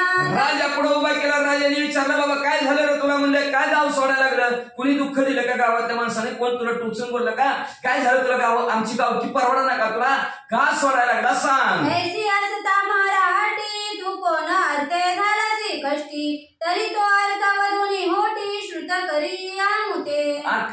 का कष्टी झाला एवढा गाव सोडायचं काय कारण बाबा तुला कुणी त्रास दिला सांग बाबा आणि तुझं संग असणारा त्रास संपून टाकतो. तुला परवडत नसलं एक शेअर आणि परवडत नसलं 2 शेअर देऊ म्हणजे पहिलं बरोबर होतात पैशावर नव्हतं. मग म्हणजे काय असेल ती वाढवून देऊ म्हणजे गावकीचं तुला काय असेल ती पण असं गाव सोडून जाऊ नको रे बाबा काय असेल ती सांग बरं मला सांग असं म्हणू लागला. कमटा सत्य वर्मा नाव मिरवता मही आम्हा तरी सत्य चालविन नेमा नामा समान. अरे कमटा ऐक सावळ्यामध्ये असणारं माझं नाव सत्यवर्मा आहे. कुठलीही घटना सत्याने चलती माझ्या पशी आणि त्याच्यामुळे मला जगात माझी प्रसिद्धी आहे. खरं बोलणारा नियमाने चालणारा सत्य वागणारा सत्यवर्माच आहे असं माझं नाव आहे. लौकिक आहे. बोलता राव वचन कमट बोले राया कारणे हे महाराजा प्रजा पालना करणे दक्ष तुम्हीच अशा प्रकारचं राजा बरोबर सावळ्या म्हणला खरं आहे की महाराज म्हणले असणार अतिशय लहान लेकरासारखं तुम्ही असणाऱ्या प्रजेचं पालन पोषण करता. मला माहिती आहे मी इतके दिवस तुमच्या हाताखाली राहिलेलो आहे. परिमाते दुःख जे आहे ते वाचने बोलता नये बोलो जाता प्राण जाये देह मुक्त होईन. महाराज पण दैव दुःख मोठं आहे बघा म्हणजे अवघड जागेवरचं दुःख नाही म्हणाला सांगितलं तर जीवच जातोय म्हणजे म्हणून सांगा नाही. राव म्हणे मज कडून जात असले तुझा प्राण तरी अन्याय माफ करीन रक्षण प्राण. राजा मला तू बोलल्याबरोबर माझ्याकडून जर तुझा जीव जात असेल तर तुझा जीव प्राण राखतो अजिबात तुला जीव मारत नाही म्हणजे तुझा काय बी गुन्हा असला तर मी माफ करतो असं राजा म्हणला. बोला कारणे संशय मिरविता असेल म्हणे तरी माझे सदैव वचन घेई घेई कमटा तू. तुला वाटत असेल राजा बोललाय तसं नाही वागायचा. माझं दुःख सांगितलं राजाने उडवलं तर तुला जर असं वाटत असेल तर ही घे माझं वचन देऊन तुला सांगतो तुझं काही बी दुःख असेल तर त्या दुःखाचं निवारण करतो तर तुझ्या केसाला सुद्धा धक्का लागू देत नाही. राजेंद्र वाणी कमट तुका विग्रहे लागुनी म्हणे महाराजा ऐसी वाणी भाषा द्यावी मज आता. मग लगेच असणार मान हलवले कुंभाराने. बरं म्हणलं असणार देऊन सांगता म्हणा तुम्ही म्हणले वचन देऊन सांगता बरं म्हणले असणार मी सांगतो म्हणजे माझी वाणी काय बोलणार आहे ती पण मग अजून एकदा म्हणजे असणार तुम्ही मला भाष्यपद घेऊन सांगा काही सुद्धा तुला करणार नाही. अवश्य म्हणून सत्य वर्मा करतळ भाषा देत उत्तमा मग म्हणे कमटा क्लेश वर्मा वधोनी दावी मज आता. बरं म्हणलं असणार ही घे म्हणलं असणार वचन माझं म्हणलं तुला काही सुद्धा करणार नाही तुला केसाला धक्का लावणार नाही. सांग बाबा काय दुःख आहे गाव सोडायचं असं म्हणायला लागले. एरू म्हणे नरेशा एकांती दाविन शब्द लेशा ऐसे बोलता कमट सहसा एकतांते चालले. 4 चौघात सांगायची गोष्ट नाही बघ माझं दुःख 4 चौघात सांगू शकत नाही. सर दोघं एकांताच्या ठिकाणी ह्या कानाचं त्या कानाला झालं नाही पाहिजे. आपण दोघच ठरवायचं म्हणला आणि मग मी तू आपण दोघं असलं की माझं जे काय दुःख आहे ते तुला सांगतो. उठली आणि एका बाजूच्या खोलीत दोघं बी गेली. कमट आणि नरेंद्र उत्तम एकांती बसले शुद्ध आश्रमा मग कमट म्हणे राया कामा मम क्लेशाचे अवधारी. दोघं एकांताच्या ठिकाणी बसलेले पण तिकडे ती मनसभेत बसल्यात पिक्चर मध्ये. आमचा पोरगा गाढव आहे आमच्या पोराला काय कळतच नाही लिहून घ्या आवळ्या कावळ्या सावळ्या लिहून घ्या पोराचं नाव काय ती काय तसं नव्हतं इथं तसं ते दाखवायचं असतं मनोरंजनाचा कार्यक्रम आहे तो. मग इथं म्हणजे असणारे एखाद्याच्या ठिकाणी दोघं गेलेले आहेत. पोहोचल्यानंतर राजा म्हणू लागला ए सावळ्या आता बोल बरं तुझं काय दुःख आहे ती. हे राया तू सर्वज्ञ मूर्ती तवा उदरीची कन्या युवती नाम जियाचे सत्यवती महिवती मिरवती. ऐका राजा तुम्ही सत्यवर्मा नावचे राजा सत्याने नीतीने न्यायाने वागत आहोत. तुमच्या उदराच्या ठिकाणी तुमच्या पोटी जन्माला आलेली मुलगी तिचं नाव सत्यवती आहे, अतिशय सुंदर आहे, देखणे लावण्याची खाण आहे. तरी काय सांगू विपर्यास, एक गर्दभ ममा सदनास, तो रात्री पाचारणे आम्हास विपरीत वाणी बोलत. काय सांगायचं महाराज तुम्हाला, आमच्या घरी एक गाढव आहे म्हणले आणि ती रातच्याला मला हाक मारतय आणि काय बोलतय सांगतो तुम्हाला, ऐका. बोलत असे कैसी रीती की मज धारा करुणी ते सत्यवती, ऐसे बोलता चक्रवर्ती भय व्याप्त मन. कसं बोलतं सांगू का तुम्हाला, म्हणतं सत्यवर्मेची मुलगी सत्यवती बायको करून द्या असं बोलतोय व म्हणून घाबरलो आणि घाबरून गाव सोडायला लागलो असं कुंभाराने आपलं गारानं राजासमोर मांडलं. हे पशु काय बोलत, जरी राया ते होत श्रुत, मग तो माते सदना सहित कोपानळी अहो म्हणले काय हे असणार पशु बोलत असतं का म्हणले. बरं ती गाढव म्हणले अजून, आणि राजाला जर कळलं तर राजा म्हणले माझं घरदार जाळून टाकल, म्हणून मी कोणाला सुद्धा बोललो नाही, गपचीप गाव सोडून चाललोय बघा. ऐशा भयाची उमजवणी वार्ता, त्रास योजिला मुले चित्ता, म्हणून राया सोडून स्वार्था ब्राह्मा बाहेरी जात असे. मग अशा प्रकारची भीती अंतःकरणाच्या ठिकाणी माझ्या निर्माण झाली, म्हणून भला मोठा स्वार्थ होता तुमच्या गावामध्ये, सगळं माझं व्यवस्थित चाललेलं होता, प्रपंच बरं वाटत होतं मला, म्हणजे कसं का ना, पण काय सांगायचं ह्या भीतीपोटी गाव सोडून चाललोय बघा. बोलता कमट कुल्हाड, मग विचार करीत असे नृपाळ, चित्ती म्हणे पशु केवळ वाचा रहित असती की. मग असं सावळ्या बोलल्याबरोबर आता ह्या सावळ्याने गंगेनं काय विचार केला नाही, पण राजाने विचार केला की, मग नाही तर उगाच राजा झाला असता का, ज्ञानी होता राजा, हुशार होता.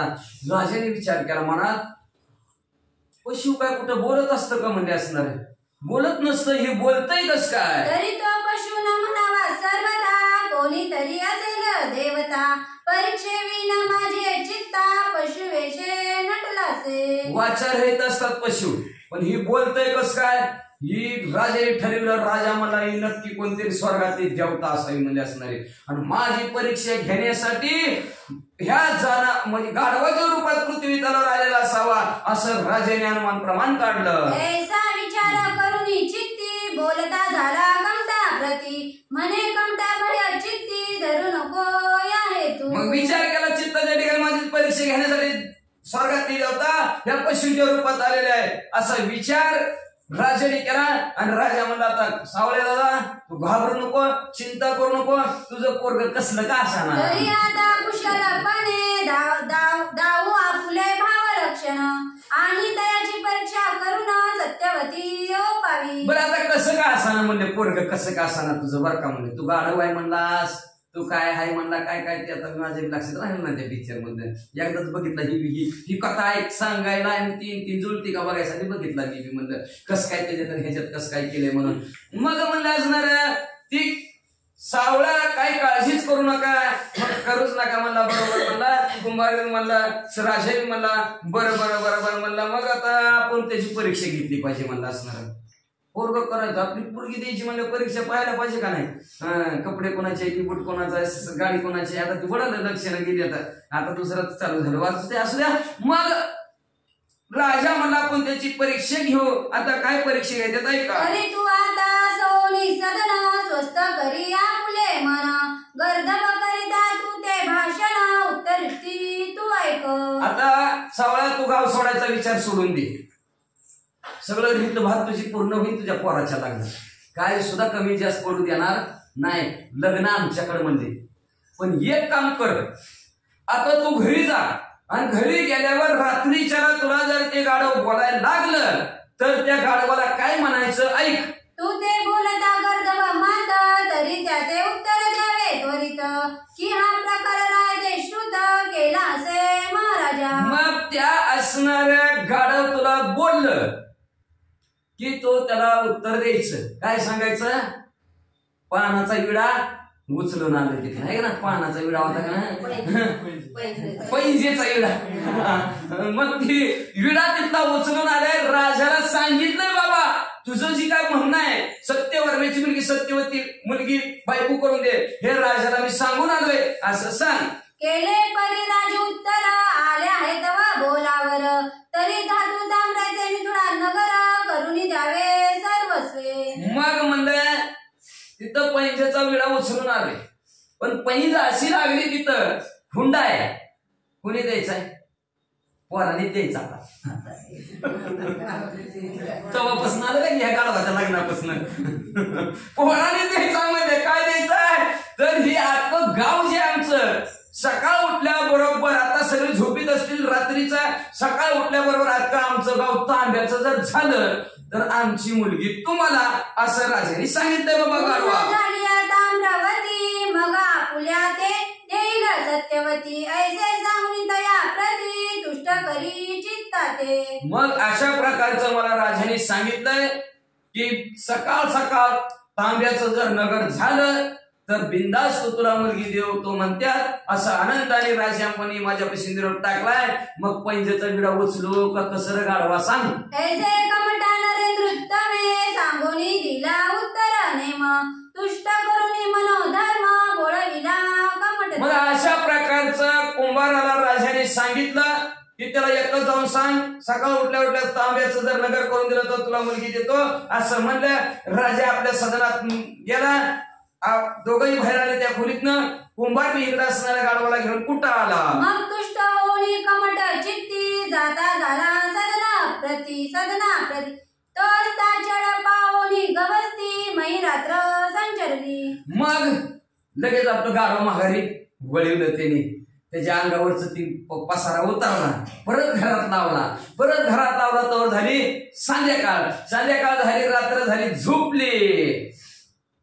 रात्र झाली 2 प्रहर, तव गर्दभ बोले उत्तर, हे कमटा तू नरेश्वर सत्यवती दे माते. लगेच रात्रीच्या 2 प्रहर झाले, 12चा पुढचा वेळ झाला की लगेचच गाढवाने आवाज टाकला, सत्यवर्णाची मुलगी सत्यवती, सावळ्या मला बायको करून दे. ऐसे बोलता पशु युक्ती, कमट उत्तर दे तया प्रती, म्हणे महाराजा रूपा प्रती श्रुत केले. अशा प्रकारचं गाढव आल्या बरोबर कुंभार मला पैंजेचा विडा उचललाय म्हणले. तिथला घेऊनच आलं. म्हणजे राजाला सांगितलं तुझं कहाणी, म्हणजे सगळीच्या सगळी राजाच्या कानावर बातमी पसरली. आता बघ राजाने काय सांगितलं.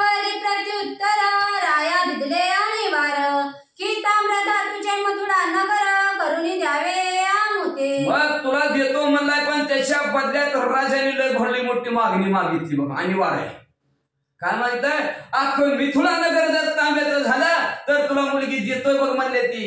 ग्राम झाली ताम्र सदनी, अर्पिन त्याते नंदिनी, एसिया बोल प्रकरणी बोलिला आहे नरेंद्र. राजा असं बोललाय की तू आता गाव तांब्याचं करून दिलं की तुला मुलगी देणार. बघ बाबा काय करत, आता जीवन मरणाचा प्रश्न आहे तुझ्या बी माझ्या बी. तरी एसिया बोला सरळ असेल काही दावा कळा, दुष्ट करुणी नरेंद्र बाळा सत्यवती वरावी. मग जर तुमच्यात ताकद असेल, हिंमत असेल तर करून दाखवा बाबा त्या तांब्याचं, आणि त्याचं मन आनंदित करा सत्यवर्गाचं. भाव आहे बाबा, जावई आपल्या लायक आहे म्हणून मन आनंदित करा आणि निवांत सत्यवती बरोबर तुम्ही लग्न करा, असं सावलेने त्या गाढवाला बोलला.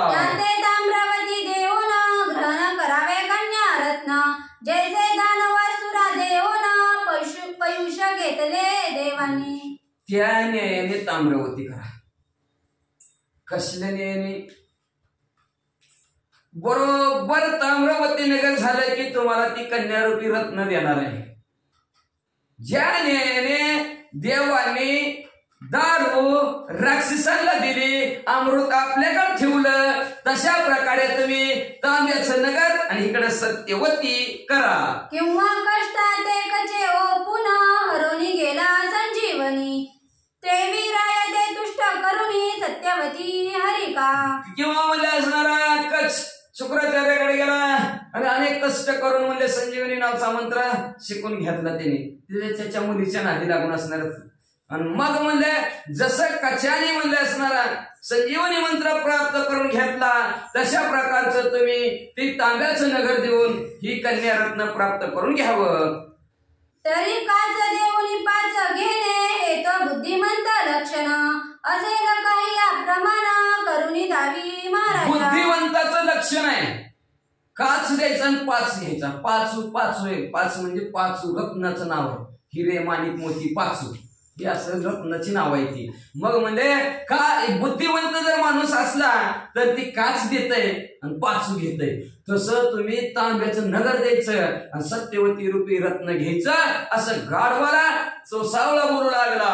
ऐशी कमट बोलता उक्ती हास्य करी गंधर्वपती वा. मने रायाची विशाल मती नवे कमटा या अशा प्रकारचा कुंभार बोलल्याबरोबर गाढव म्हणला मला वाटलं लय हुशार असेल ती सत्यवर्मा गावचा राजा आहे म्हणून, पण काही उपयोग नाही म्हणले निव्वळ ढगोळा दिसतय. अरे हे मदकटी रत्न कोंदणी जरी तो आराधिता वाणी तरी करोनी देतो एक शिक्षणी अमर नगरी. अहो सवळ्या दादा हे जर म्हणले असणार हे अख्खं त्याचं गाव सोन्याचं जरी मागून दिलं असतं. निव्वळ 33 कोटी देवाचा राजा त्याचं गाव आहे अमरावती. त्या असणाऱ्या अमरपुरी सारखं त्याला गाव करून दिलं असतं. हा की सबळ शक्राची संपत्ती आणून देतो दया प्रती तेथे मागणे ताम्रवती अदैवपणी हे काय. सगळे 33 कोटी देवाचा राजा इंद्रदेवाची संपत्ती मागितली असते तर त्याला तेवढी संपत्ती आणून दिली असती. म्हणजे काय फुटक्या नशिबाचं दिसते कपाळाचं दिसते म्हणजे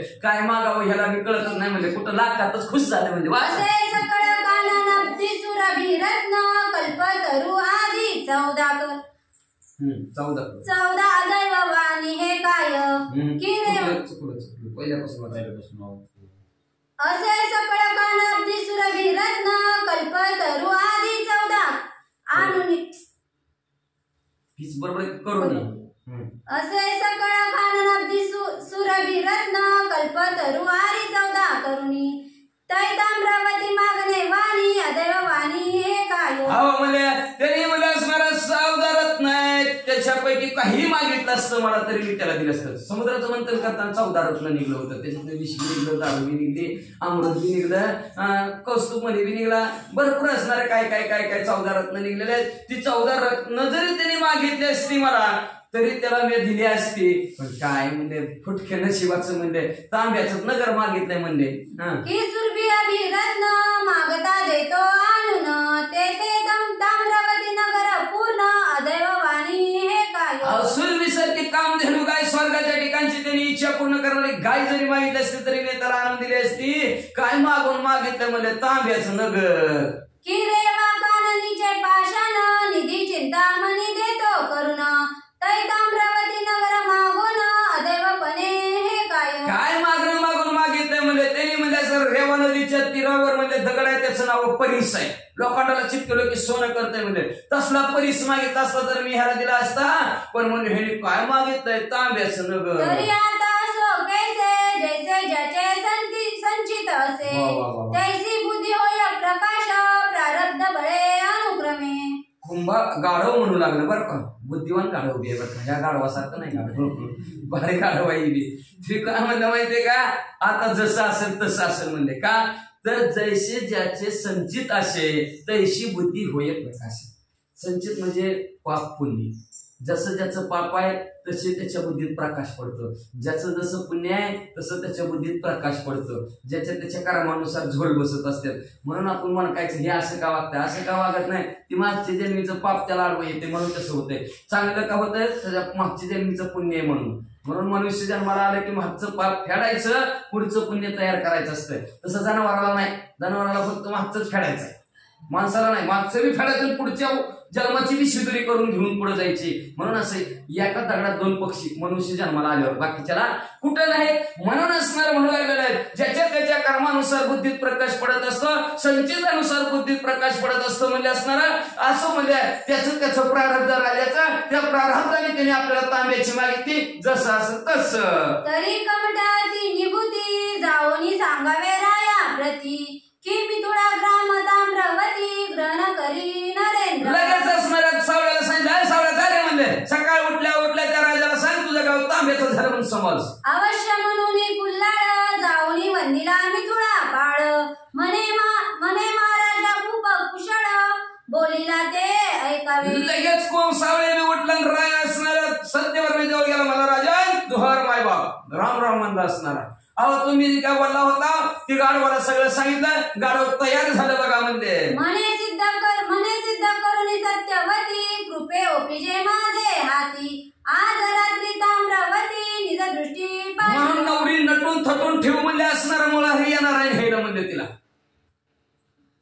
सगळे तयारी करून ठेवते. काय म्हणते ती लग्नाची, हा सगळं असणार ते लग्न चुडा फिडा सगळं भरून ठेव म्हणले असणार नवरीला.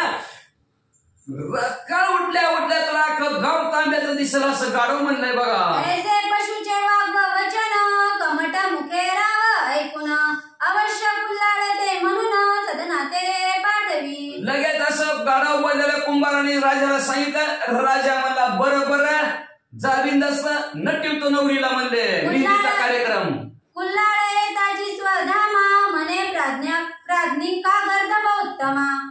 राया सांगतायचा महिमा स्वीकारले रायाने. लगेच कुंभार लगेच गाडवा जवळ आला आणि गाडवाला म्हणला हो सांगून आलो तुमचं माझ्यासाठी मध्ये हेलपाट पुन्हा एवढं हेलपाट घालून मी मला तू म्हणते म्हणला. हा चांगलं झालं तर देवाने केलं, वाईट केलं तर ह्यानीच केलं. माझ्या जीवाला पंचायत आहे ह्याला सांगायचं त्यांनी त्याला सांगायचं. अशा अब्दा फजिती माझी मध्ये चालली. गाडवाला म्हणलं बाबा राजाला सगळं सांगितलं. मग प्रत्यक्ष होता विश्वकर्मा म्हणे महाराजा गंधर्वोत्तमा. कवन कमी कामी काम तुम्हा वेदलासे महाराज. लगेच गंधर्वाने म्हणले त्या गाडवाने म्हणले असणार विश्वकर्मा म्हणजे जगाताचा इंजिनियर, देवांचा इंजिनियर. त्याचं त्याला असणार आव्हान केलं, त्याला आमंत्रित केलं गेलं. विश्वकर्मा समोर उभा राहिला, हात जोडून म्हणला गंधर्व महाराज काय काम आहे सांगा. म्हणे विराट स्वरूप तनया मुख्य माझी तो ब्रह्मकाया.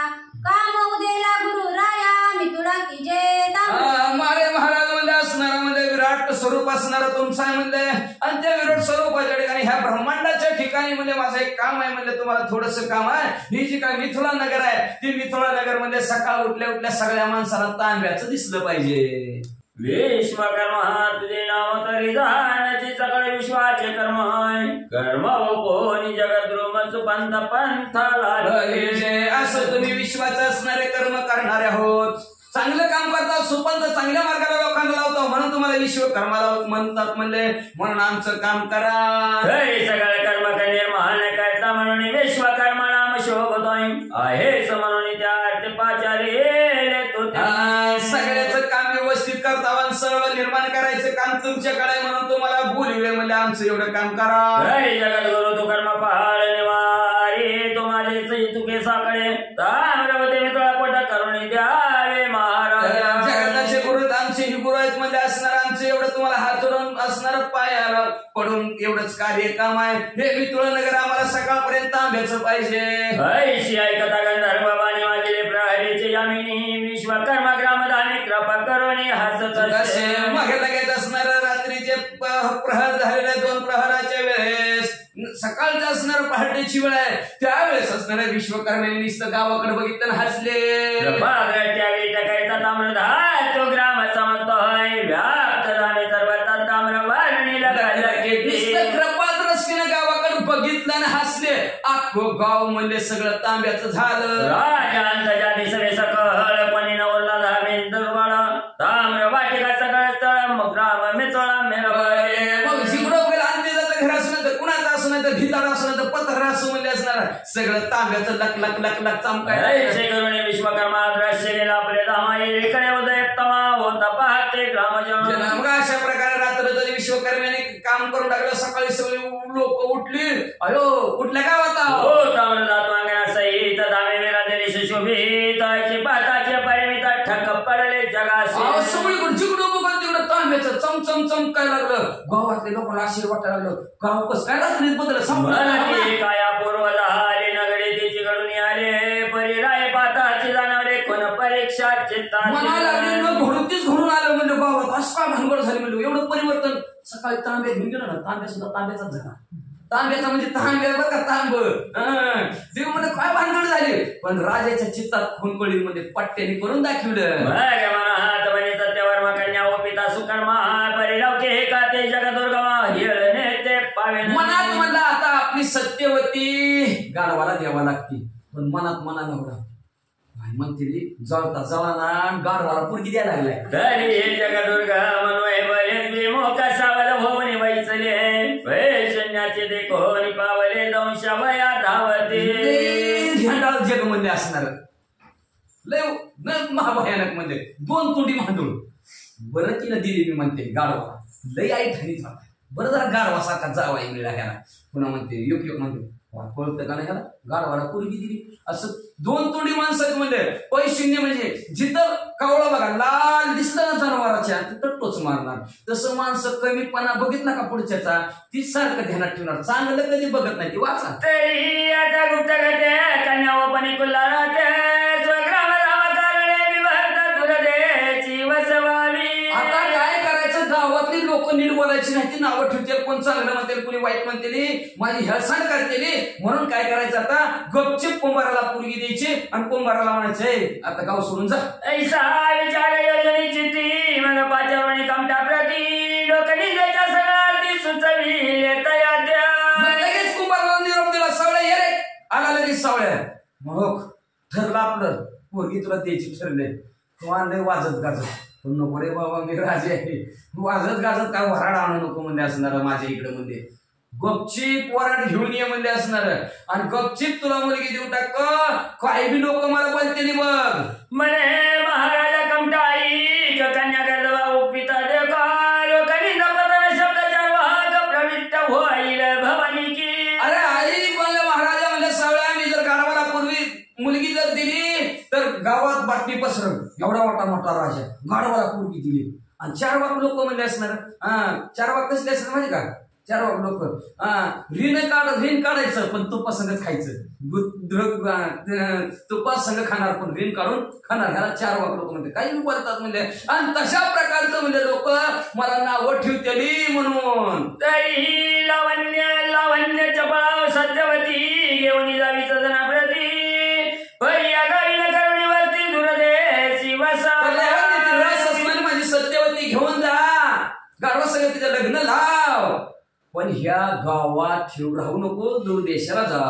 ऐचे बोलता नावच पडता वचमने कुल्हाल कवटा मग चलनी येऊनी संसार काट वस्त्री क्रांती का वाहिली. कुंभार म्हणला बरं म्हणला, सावळ्या घरात आला, परत पोती मगाची भरलेली लावलेलं कपाट पुन्हा पोत्यात भरलं आणि त्याच गाढवावर पोती लागली. निघाला गाव सारखे झाला तमेनी पुन्हा प्रवेशाला येत नाही म्हणे राया ग्रंथी का बांधवणी चिंता हे राजाकडे गेला. राजाला म्हणलं असणार गाव सोडायला तयार आहे. गाढवावर बिचारा पाचारवणी कन्या युवती म्हणे पवित्र सत्यवती तू तेर मिली दय देवा प्रती स्वीकाराव्या तया द्या. लगेच नवरी इकडं तयार झालेली होती.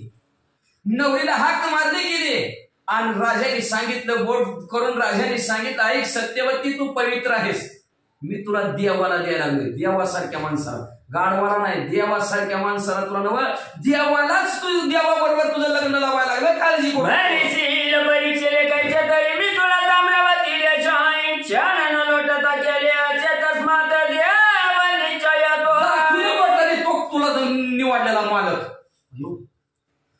सगळी माझी पूर्वले आणि हे सगळी पाहुणा रावळाले तर गाढवा बरोबर माझं लग्न लावतो का पप्पा म्हणले. तुम्ही तुम्हाला काय कळतंय का नाही पप्पा म्हणले, हिरी ढोकळून द्या मला तिकडं. पण असल्या गाढवा संग लग्न नग बाबा म्हणजे मला, नाहीतर मी असंच राहते.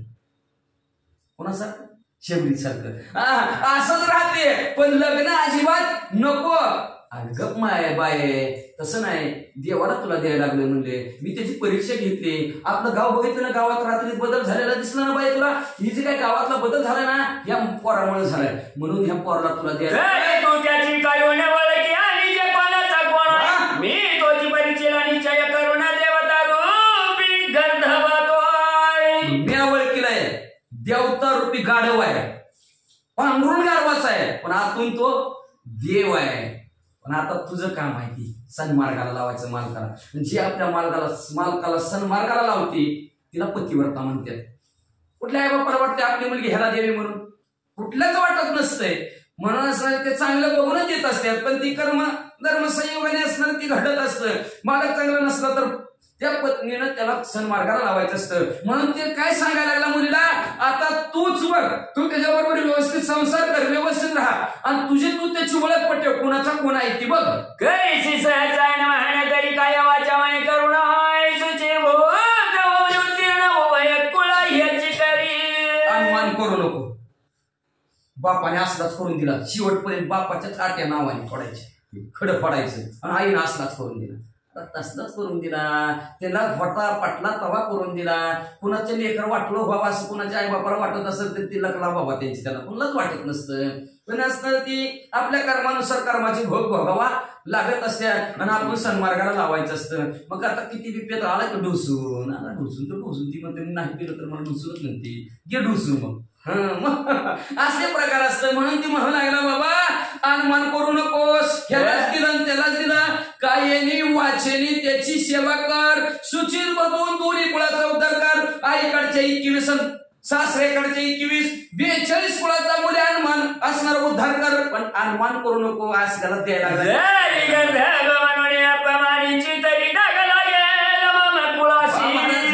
आणि तो कोपला विपर्याची पतन शाप गाढव म्हणून तर तेव्हा बोलशील तर माझ्या कुळाला डाग लागेल का? बापाने असलं शिकलं का नवऱ्याला आरतुर बोलायला? हा, गाढव म्हणते नावाने हाक मारते आहे का नाही? चाललं ते जे आपलं असणार व्यवहारामध्ये चाललं ते तसं शिकवायला लागलं. बाप त्या मुलीला बरोबर म्हणू लागला, तू जर त्याला जर गाढव म्हणत असणार म्हणशील तर आपल्या कुळाला डाग लागल, लोक नावं ठेवत्याला म्हणजे आपल्याला. आणि एवढंच नाही म्हणजे असणार त्याला जर राग आला तर तुला शाप देईल. आणि पुन्हा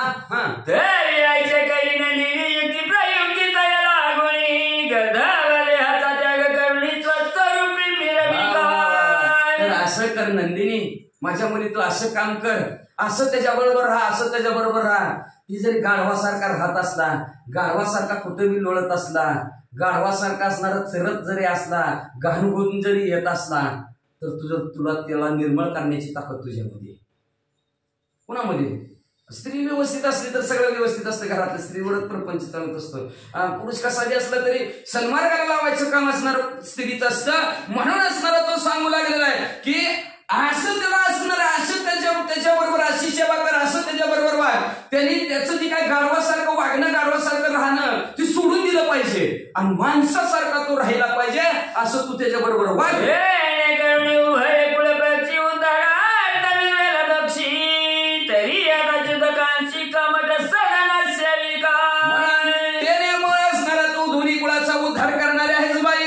आणि दोन्ही कुळाचा उद्धार करण्यासाठी आजपासून तू आता कुंभाराच्या घरी जा.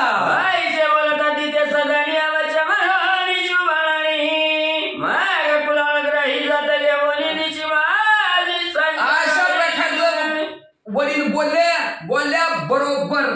तुम्ही म्हणता वडील, जेव्हा वडील जरी असणार, घराचा पाया जरी असला, आई आपण म्हणतो घराचा कळस आहे, पण जेव्हा खचतो ना पाया तेव्हा ढासळते घर. फार महत्व असतं बापाला जीवनात. सगळे कुठं बी रडते, बाप कधीच रडत नसतं, पण मुलीच्या लग्नात एकटा रडल्याशिवाय राहतच नसतं. पण ती म्हणतो आपण खचलो, आपण रडतो, बाकीची काय करते? ती म्हणत असतं गपचीर आतल्यात खात असतं ती, त्याला जीवाला माहिती असतं.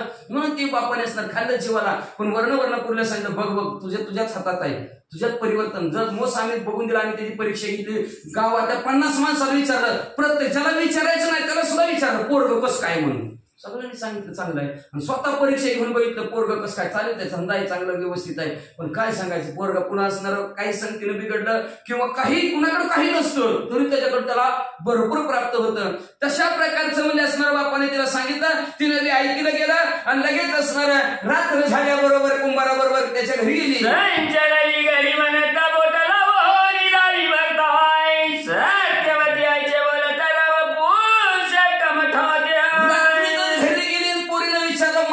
दाखवा माझं म्हणले, कुणाबरोबर माझं लग्न करायचंय? सत्यवती वडमेनी दाखवलं मुलगे, हो की तुझा असणारा होणारा मालक आहे. म्हणे महाराज हे जावई पालन करी कन्याच्या. राजाला गाढव दाखवलं बरोबर असणार आडला नारायण गाढवाचा पाय धरी. लगेच राजाने गाढवाचा पाय झाला, मला जावाई माझ्या मुलीला नीट सांभाळा.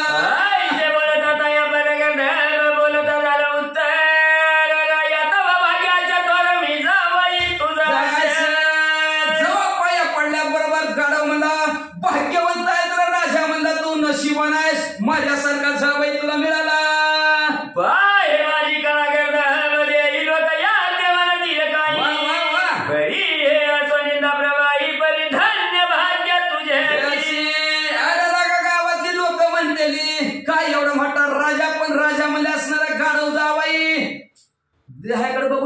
उंच डोंगापर्यंत असणार डोंगा काय म्हणलाशी वारल्या रंगाला भरू नको माझ्या स्वस्वरूपाकडे पहा. रूपाने जरी मी असं असलो तरी माझ्या स्वरूपाकडे पहा म्हणले असणारा मी असणारा एक गंधर्व आहे. सर्वोच्च नावचा गंधर्व असणारा स्वर्गातलं भूषण आहे. तू नशिबवान भाग्यवंत आहेत माझ्या स्वर्गात जावाई तुला मिळाला. राय तरी ऐक महात चक्र छापे गर्दमध्ये हात आहे मी विचारतो कृत्री मध्ये ना तरी सुलोचन गंधर्व मी बाबा मी जरी तुला हित असणाऱ्या आता गाढवाच्या ह्या दिसत असलं तरी म्हणजे त्या 33 कोटी देवाचा राजा इंद्रदेव त्या इंद्रदेवाच्या शापाने मी हित आलेलो आहे म्हणजे नाहीतर मी स्वर्गाचा गंधर्व आहे. तरी मुळ पातवणी जमळ करता चांगुनी तशवीले श्रीरा पेणात आहे चिंद्र कोणी वार्ता तुझ चिंती मिरवला मुळापासून ते रंभेचा हात धरला त्या इंद्रदेवाने शाप दिला. ही सगळी कथा राजाला सांगितली गेली. राजाला आनंद वाटला आणि आनंदाच्या भरात देवनी लावंजराची लाव गेला सदनाची भरता देवनी सत्यवतीची कुल्लाळा ते प्रार्थुनी लावण्याची खान असणारी आपली मुलगी सत्या गाढवाला दिली. राजा आपल्या असणाऱ्या घराकडे आला आणि आल्याबरोबर जाता जाता सत्यवती काय म्हणू लागली ऐका. स्वसंसारी कवट सत्यवती शिगवणी अवंतिके हे चमगदरणी गमन कहरी रात्री असणाऱ्या कोणाला सांगितलं प्रार्थना गाव सोडा. ती म्हणलं बरोबर रातचं तुम्हाला असणारा सर्व असणारा माल गाढवावरती आज टाकलेला आहे. गाढव हातीत मारीत गाढव हाकीत मला असणारा निघाला मला अवंतिकेच्या नगराला. आता बुडल्या जाई सत्यवती करील काळी तेची कथा परिचावी अवधान देवा. श्रोते मंडळी कथेकडे लक्ष द्या अवधान द्या. गाढवा बरोबर लग्न झाले. गाढवा बरोबर संसार कशी करेल सत्यवती लक्ष देऊन ऐका. दोंडी तुतनगरी वामची मालून कलालन संत सेवेसी सेवा प्रसाद तया पाची रात्रंदी हा संत सेवेने नटलेले आहेत. संतांची सेवा करून करून ते असणारा सेवा रूपी प्रसाद त्यांचा घेतलेला आहे आणि तो घेऊन म्हणजे असणारा ग्रंथ सुंदर निर्माण केलेला आहे. म्हणून असणाऱ्या संत रूपी श्रोते मंडळीचा प्रसाद मागतात जेणेकरून पुढच्या अध्यायाची कथा निर्माण होईल.